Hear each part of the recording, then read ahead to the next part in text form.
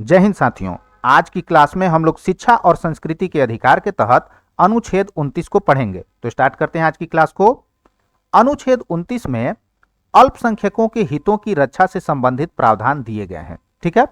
लेकिन ये जो अल्पसंख्यक वर्ड है ये हमारे संविधान में परिभाषित नहीं किया गया है। इसकी परिभाषा जो है वो हमारे संविधान में नहीं दिया गया है, ठीक है।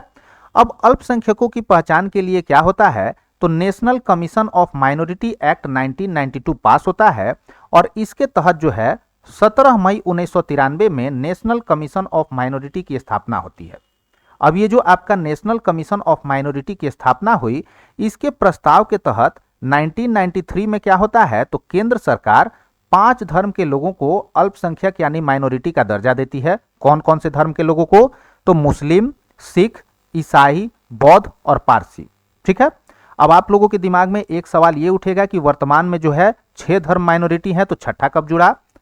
तो छठा जो है जैन धर्म 2014 में अल्पसंख्यक यानी माइनॉरिटी के कैटेगरी में शामिल हुआ है। तो 5 धर्म जो है वो 1993 में और छठा जो है 2014 में। तो वर्तमान में जो है 6 धर्म अल्पसंख्यक यानी माइनॉरिटी के कैटेगरी में हैं। हमारे संविधान में अल्पसंख्यक का परिभाषा तो नहीं दिया हुआ है, लेकिन अल्पसंख्यक का पहचान का जो है आधार यानी बेस दिया हुआ है, यानी अल्पसंख्यकों की पहचान किस बेसिस पर करना है। तो पहला आधार दिया गया है कि धार्मिक आधार पर जो है हम अल्पसंख्यक की पहचान करेंगे, और दूसरा जो है भाषा के आधार पर हम लोग क्या करेंगे, तो अल्पसंख्यक की पहचान करेंगे। ये 2 आधार जो है अल्पसंख्यकों की पहचान का हमारे संविधान में दिया गया है, ठीक है।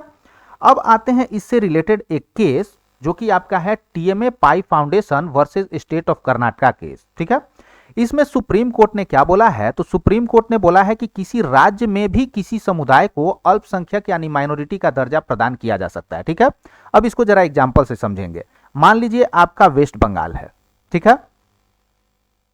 यहां पे मान लीजिए मराठी बोलने वाले की संख्या तो बहुत कम होगी, तो वेस्ट बंगाल में मराठी बोलने वालों को भाषा के आधार पर जो है राज्य सरकार के द्वारा क्या किया जा सकता है, तो अल्पसंख्यक का दर्जा दिया जा सकता है,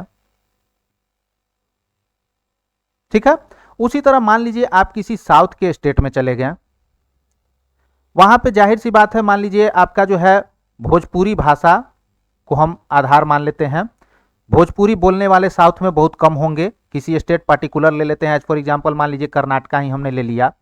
तो यहाँ पे भोजपुरी बोलने वाले बहुत कम है, तो इनको जो है भाषा के आधार पर कर्नाटका में क्या किया जा सकता है, तो अल्पसंख्यक का दर्जा दिया जा सकता है, ठीक है। तो ये जो हमारा TMA pi foundation versus state of Karnataka case था, इसमें सुप्रीम कोर्ट ने क्या कहा कि किसी राज्य में भी किसी समुदाय को अल्पसंख्यक का दर्जा प्रदान किया जा सकता है, ठीक है। आगे चलेंगे हम लोग। अनुच्छेद 29 का क्लॉज 1 क्या है, तो भारत के अंदर नागरिकों का ऐसा समुदाय जिसकी अपनी विशिष्ट भाषा, लिपि या संस्कृति हो, उसे संरक्षित रखने का अधिकार है, ठीक है। भारत के अंदर इसमें ध्यान रखना है कि नागरिकों का समूह, ऐसा नहीं कि कोई विदेशी आकर और वो जो है अपने भाषा, लिपि या संस्कृति को संरक्षित कर लेगा, नहीं। भारत के अंदर कोई नागरिक का समूह है जिसका कि अपना विशिष्ट जो है वो भाषा है, लिपि है या संस्कृति है, उसको क्या है अधिकार, तो उस भाषा, लिपि या संस्कृति को संरक्षित रखने का अधिकार है। अनुच्छेद 29 क्लॉज 2 में क्या बोला गया है, राज्य के द्वारा स्थापित या संचालित किसी शैक्षणिक संस्थान में धर्म, नस्ल, जाति, भाषा या इनमें से किसी आधार पर प्रवेश में भेदभाव नहीं किया जाएगा, ठीक है। राज्य मतलब कौन सा राज्य, आर्टिकल 12 वाला राज्य, ठीक है। राज्य के द्वारा मान लीजिए कोई स्थापित या संचालित शैक्षणिक संस्थान है, उसमें किसी को भी धर्म, नस्ल, जाति या भाषा के आधार पर क्या किया जाएगा, तो प्रवेश में भेदभाव नहीं किया जाएगा, ठीक है। कोई भी अगर एजुकेशनल इंस्टीट्यूशन है जो कि राज्य द्वारा संचालित है, स्थापित है, उसमें इन चारों बेसिस पर किसी को भी एडमिशन में रोका नहीं जाएगा, नहीं तो ये क्या हो जाएगा, अनकॉन्स्टिट्यूशनल हो जाएगा, ठीक है। तो ये हुआ हमारा आज का क्लास। नेक्स्ट क्लास में हम लोग अनुच्छेद 30 को पढ़ेंगे। वीडियो यदि पसंद आए तो लाइक, शेयर, सब्सक्राइब जरूर करें। Thanks for watching students, bye, have a nice day.